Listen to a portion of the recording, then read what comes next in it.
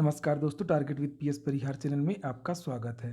आइए शुरू करते हैं और देख लेते हैं कि आज के समाचार पत्रों में विद्यार्थी जीवन से संबंधित कौन-कौन सी सूचना है। आज के समाचार पत्रों में जो सबसे ज़्यादा खबर है और पहली खबर है, वो है ऋषि सुनक की। ब्रिटेन के नए पीएम होंगे ऋषि सुनक, भारतीय मूल के हैं ऋषि सुनक और इनके बारे में यहाँ पर लिखा है कि ऋषि सुनक का जन्म 12 मई 1980 को ब्रिटेन के साउथहैम्पटन में हुआ था और उनकी माँ का नाम उषा सुनक और पिता का नाम यशवीर सुनक था। वह तीनों भाइयों बहनों में सबसे बड़े थे। दादा दादी पंजाब के रहने वाले थे।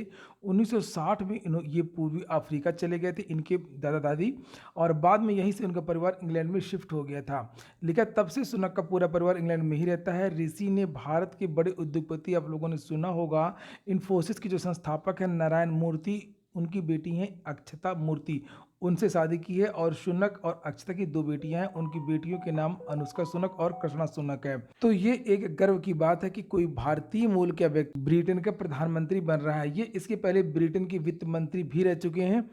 जैसे ही कंजर्वेटिव पार्टी के जो नेता थे, वो बनने वाले थे बोरिस जॉनसन, उन्होंने अपना नाम वापस ले लिया। वैसे ही ये मान लिया गया था कि ऋषि सुनक ही अब प्रधानमंत्री बने। एक और रिकॉर्ड बन रहा है ब्रिटेन में कि ये पहले गैर श्वेत प्रधानमंत्री हैं। अभी तक जितने भी प्रधानमंत्री बने हैं वो श्वेत ही 28 सितंबर को ये प्रधानमंत्री पद की शपथ ग्रहण करेंगे। जहां तक मेरी जानकारी है, ये गलत लिखा है समाचार पत्र में, 28 अक्टूबर होना चाहिए। 28 अक्टूबर को ये शपथ ग्रहण करेंगे। यहाँ पर इनको समर्थन देख लीजिए, लिखा हुआ है कि 42 वर्षीय सुनक को कंजर्वेटिव पार्टी में 357 में से आधे से अधिक सांसदों का समर्थन मिला है, जबकि उन्हें जीत के लिए केवल 100 सांसदों के समर्थन की जरूरत थी। जब ये सांसद चुने गए थे तो शपथ ग्रहण के समय इन्होंने गीता पर शपथ ग्रहण करी थी, जो कि काफी चर्चा का विषय बना हुआ। चलिए शुरू करते हैं आज की सूचनाओं को। और सबसे पहले बात होगी यूपीएमआरसी में करें आवेदन। 142 पदों पर भर्ती निकली है, असिस्टेंट मैनेजर, जूनियर इंजीनियर इत्यादि। और ये भर्ती है उत्तर प्रदेश मेट्रो रेलवे की। कल के समाचार पत्र में भी इसके बारे में जानकारी दी गई थी। न्यूनतम आयु 21 से लेकर के 28 साल तक की। इसी के लिए भी जो बीटेक के छात्र हैं वो मांग रहे थे कि हमको भी मौका दिया जाए। और यहाँ पर उम्मीदवारों के पास मान्यता प्राप्त विश्वविद्यालय से लिखा है कि पदानुसार graduation, civil, electrical, electronics, communication, BE और बीटेक डिग्री और अन्य निर्धारित पात्रता होनी चाहिए। चयन का तरीका यहाँ पर लिखा हुआ है कि सीबीटी एग्जाम होगा यहाँ पर, और क्या क्वेश्चन है उसके बारे में, सिलेबस इत्यादि के बारे में जानकारी दी गई है। और अधिक जानकारी आपको इसकी विस्तृत नोटिफिकेशन मिल जाएगी। 30 नवंबर लास्ट डेट रखी गई है। 30 नवंबर के पहले पहले आपको आवेदन करना है। वेबसाइट देख लीजिए यूपी मेट्रो की कि upmetrorail.com, ये वेबसाइट। अगली जो सूचना है वो है सबसे पहले टीजीटी और पीजीटी की चयन बोर्ड और निदेशालय के बीच में उलझ गए हैं छात्र। टीजीटी 2016 कब हुई थी, कई साल हो गए, और अभी इन विद्यार्थियों की प्रतीक्षा सूची कंप्लीट नहीं हो पाई है। विद्यार्थी 16 की भी नहीं हो पाई है, 21 की भी नहीं पाई है। विद्यार्थी चले गए थे हाई कोर्ट। चूंकि ये इतनी लंबी प्रक्रिया थी कि अगर आपका, जैसे इसमें लिखा हुआ है कि स्थान अगर 10वां है वेटिंग लिस्ट में, तो जो ऊपर के 9 विद्यार्थी हैं उनसे एनओसी लेना पड़ेगा, वो ज्वाइन करें या ना ज्वाइन करें। अगर वो ज्वाइन नहीं करते तब भी उन छात्रों से अनापत्ति का प्रमाण पत्र लेना पड़ेगा। इसकी वजह से कई साल लग जाते थे प्रतीक्षा सूची के लिए। तो विद्यार्थी गए थे कोर्ट। कोर्ट ने एक प्रक्रिया बताई थी और ये कहा था कि जल्द से जल्द इन विद्यार्थियों को नियुक्ति पत्र प्रदान किया जाए और उनकी ज्वाइनिंग कराई जाए। लेकिन जानकारी ये मिली है कि अब जो आयोग है काम तो कर रहा है, लेकिन डबल बेंच में चला गया है हाई कोर्ट को चैलेंज करने के लिए कि हम इस तरीके से वेटिंग लिस्ट जारी नहीं करेंगे। तो यहाँ पर देखिए लिखा हुआ कि अगर कोई अभ्यर्थी प्रतीक्षा सूची में 10वें नंबर पर चयनित है तो वह अपने ऊपर के 9 अभ्यर्थियों से एनओसी लेगा, और इस तरह से एनओसी लेने के लिए प्रदेश भर में अपने ऊपर के क्रम वालों से संपर्क करना पड़ेगा। तो अगर ये प्रतीक्षा सूची जारी रहती है तो बहुत सारे छात्रों को नौकरी मिल जाएगी। और यहाँ पर जानकारी ये मिली है कि करीब 900 पद रिक्त मिले हैं। हाई कोर्ट ने जो आदेश दिया था विद्यालयों में रिक्त पदों की जानकारी चयन बोर्ड को निदेशालय ने भेज दिया है, और निदेशालय ने जो जानकारी भेजी है उसके द्वारा ये बताया गया कि लगभग 900 पद रिक्त हैं। और फिलहाल चयन बोर्ड ने चैलेंज किया हाई कोर्ट के ऑर्डर। ये देखिए यहाँ पर लिखा है टीजीटी पीजीटी अभ्यर्थियों का पैनल जारी करने के बाद में बोर्ड ने खींचा हाथ। हाईकोर्ट के निर्देश पर निदेशालय ने चयन बोर्ड को भेज दी जानकारी। विद्यार्थियों को समझ में नहीं आ रहा कि विद्यार्थी करें क्या, कभी चयन बोर्ड तो कभी निदेशालय, इसी के बीच में छात्र चक्कर लगा रहे हैं। अब भर्ती संस्थाओं में जो उत्तर प्रदेश के मुख्यमंत्री हैं वो खुद ध्यान दें, खुद इसको संज्ञान में लाएं, ताकि देखें कि आखिरकार ये भर्तियां इतनी उलझी हुई क्यों हैं। चयन बोर्ड में सदस्य नहीं है, पुरानी भर्तियां लंबित हैं। यही हाल एडिट जूनियर हाई स्कूल भर्ती का भी है। उसके बारे में भी आज के समाचार पत्रों में बहुत सारी जानकारी दी गई है। ये देखिए, आइए आज ही के समाचार पत्र है जिसमें लिखा हुआ कि सरकार के लिए कांटों भरी होगी शिक्षक भर्ती की डगर, शिक्षकों के 1504 और प्रधानाध्यापकों के 390 पदों पर होगी भर्ती। कोर्ट के आदेश पर सहायता प्राप्त जूनियर हाई स्कूलों में हो रही भर्ती। 6 सितंबर को घोषित हुआ था परीक्षा का संशोधित परिणाम। 2 साल में रिक्त हुए पद न जोड़ने से भी विवाद है। बहुत सारे जो पद हैं इस बीच में रिक्त भी हो गए हैं। विद्यार्थियों ने कहा कि एडेड जूनियर हाई स्कूल भर्ती में इन पदों को जोड़ा जाए। नीचे यहाँ पर लिखा है कि हाईकोर्ट के आदेश पर परीक्षा नियामक प्राधिकारी कार्यालय ने लिखित परीक्षा का परिणाम तो 6 सितंबर को जारी कर दिया, लेकिन इसके बावजूद भी भर्ती की 3 और बाधाओं को दूर करने के बाद ही शिक्षकों को नियुक्ति पत्र मिल सकेगा। लिखा कि अभी ये नहीं पता कि आरक्षण किस तरीके से प्रदान किया जाए, कि आरक्षण स्कूल स्तर पर दें या जनपद स्तर पर दें या राज्य स्तर पर लागू करें। सबसे ज़्यादा विवाद तो भर्तियों में आरक्षण को लेकर के होते हैं, चाहे जो भर्ती हो। आप 69,000 शिक्षक भर्ती को ही देख लीजिए, अभी तक लटकी हुई है।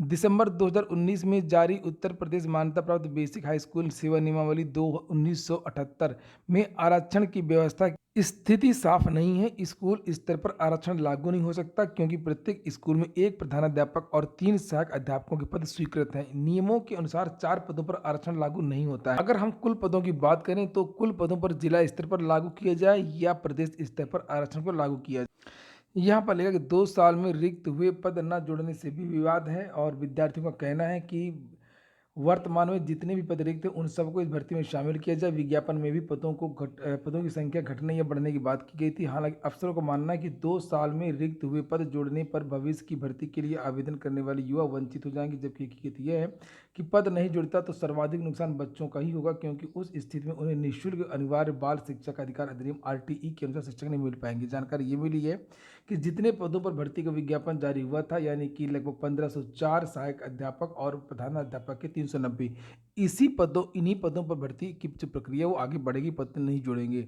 अगली सूचना है लेखपाल भर्ती की। गुरुजी पर्दे के पीछे से कील, सालवर गैंग ने उत्तर कुंजी पहुंचाने में गुरुजी का नाम बताया था। जो शिक्षा माफिया थे जो गिरफ्तार हुए थे, तो उन्होंने बताया था कि हमने जो पर्चियां हैं आंसर की है लेखपाल भर्ती में, वो अध्यापकों के माध्यम से विद्यार्थी तक पहुंचाई थी। तो जिन अध्यापकों की बात कही गई है गुरुजी के नाम से, वो गुरुजी का पता नहीं चल पा रहा है। एक विद्यालय की बात नहीं है, कई विद्यालयों की बात है। लेकिन पुलिस के मुखबिर की तरह ही नकल माफियाओं के गुरुजी भी सीन से गायब हो गए हैं। जिस तरीके से पुलिस के मुखबिरों का पता नहीं चलता, उसी तरीके से इन नकल माफियाओं के गुरुजी का सुराग नहीं लग पा रहा है। लेखपाल भर्ती की परीक्षा के दौरान पकड़े गए साल्वर गैंग ने उत्तर कुंजी पहुंचाने वाले अपने अपने गुरुजी का नाम बताया था। दरअसल दोनों गैंग के शातिर शिक्षक थे जिन्हें गुरुजी कहते थे। लेखपाल भर्ती में जांच की जो प्रक्रिया है वो तेजी से आगे बढ़ रही है। OMR की स्कैनिंग का जो काम है वो तो चल ही रहा है, लेकिन ऐसा जानकारी निकल कर के आ रही है कि ये भर्ती अभी लटक सकती है, काफ़ी अच्छी तरीके से लंबे से लटक सकती है। और लेखपाल भर्ती जल्दी कंप्लीट होने वाली नहीं है। ये कड़वा सत्य है, कटु सत्य है, आप आज ही नोट करके लिख लो। और UP SSC में थोड़ा सा विवाद होता है तो वो उसको रोक देता है, और यही जानकारी लेखपाल भर्ती के बारे में भी निकल रही है। लिखा है लखनऊ के STF को गुरुजी की तलाश, नकल कराने वाला दूसरा गैंग झूंसी में पकड़ा गया था। लखनऊ STF ने उत्तर कुंजी के साथ पकड़े गए नगेंद्र पटेल और संदीप पटेल को जेल भेज दिया था। इन्हें अरविंद पटेल और योगेश ने आंसर की मुहैया कराता था। ये सब जानकारियां लिखी हैं। तो मैं लेखपाल भर्ती के परिणाम के बारे में आपको जानकारी दे दूं कि UP SSC की कोशिश जरूर है कि परिणाम को इसी महीने लास्ट में जारी कर दिया जाए, लेकिन मुझे लगता नहीं है कि ये परिणाम जारी कर पाएगा। जिस हिसाब से इसमें बहुत सारे लोगों की गिरफ्तारी हो रही है और STF रोज पत्रावली UP SSC के साथ में कर रहे हैं। STF लेखपाल भर्ती के परिणाम जारी करने पर रोक भी लगा सकती है। अगली सूचना है उत्तर प्रदेश लोक सेवा आयोग की। लिखा अभ्यर्थन वापसी का दे दें विकल्प। जिस तरीके से RO के छात्रों से कहा गया है कि अगर आपका कहीं चयन हो गया हो तो आप अपना अभ्यर्थन वापस ले सकते हैं, इसी तरीके से PCS के छात्रों के बारे में भी कहा गया है कि PCS 2021 में जिन छात्रों का चयन हो गया है या कहीं और चयन हो गया है, तो PCS 2022 की जो भर्ती चल रही है, जिसकी हाल ही मुख्य परीक्षा हुई है, तो उसमें विद्यार्थी पत्र भेज करके आयोग को ये कहें कि हमारा चयन PCS 2021 में हो गया या अन्य भर्ती में हो गया है, इसलिए हमारा वेतन वापस लिया जाए। इसके लिए पहल उत्तर प्रदेश के लोक सेवा आयोग को करनी चाहिए और यही विद्यार्थियों की यहाँ पर मांग है। लिखा कि प्रतियोगी छात्र संघर्ष समिति के हैं प्रशांत पांडे, उनका कहना है कि PCS 2021 का परिणाम 19 अक्टूबर को जारी हो चुका है। आयोग की मंशा थी कि PCS 2022 की मुख्य परीक्षा से पहले ही परिणाम जारी हो जाए, लेकिन उच्च न्यायालय में वाद विचाराधीन होने के कारण ऐसा नहीं हो सका।